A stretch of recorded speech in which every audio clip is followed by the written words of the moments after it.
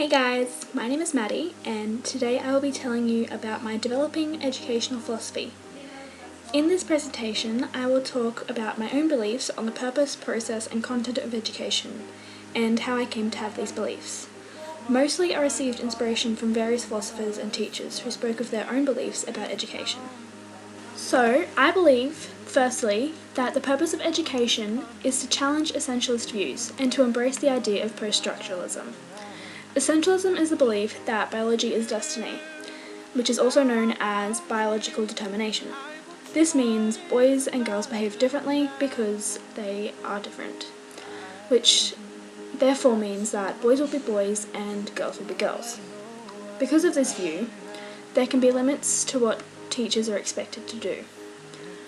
Many beliefs about this, however, have changed over time, which leads to the idea of post-structuralism.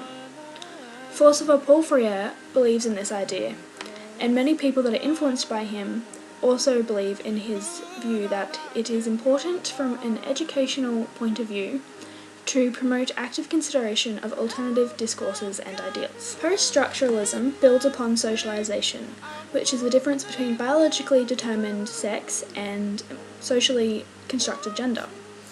It means that we have the ability to make choices about our gender identity, but they are based upon the awareness of how we will be judged. So, as educators, we are agents of transformation, not agents of reproduction. We reflect carefully and consistently upon each text we circulate. We work to circulate multiple meanings and make the diverse ones seem valued and legitimate.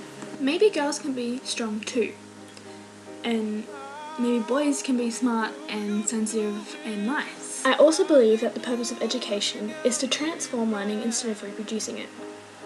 Nelson Mandela has a beautiful quote that goes, "Education is the most powerful weapon we can use to change the world." Throughout history, people have believed that education wasn't meant to change anything, and it was all about social reproduction, and we shouldn't mess with the balance of society. Then the view on education began to slowly change. Author William Gibson once said, "The future is here, it's just not widely distributed yet." This is a perfect example of the social change society began to go through, going from essentialist and functionalist views to post-structuralist point of view. This provided students with the tools they needed to help them question the world around them. I say we're agents of transformation, but I say we're agents of reproduction. You're wrong. You're behind the times. Most importantly, however, I believe that the purpose of education is to support diverse learners within my classroom. This will only be possible by reflecting on stereotypes as well as our own perspectives. We must believe that stereotypes and mythical norms can be challenged, and learn to recognize the consequences of differences and similarities. Mahatma Gandhi once said, "You must be the change you want to see in the world." This quote is an important one to follow in the support of diverse learners. If you want the world to be a better place, we must start with training the young minds to be supporting and encouraging of their classmates. I think you're dumb.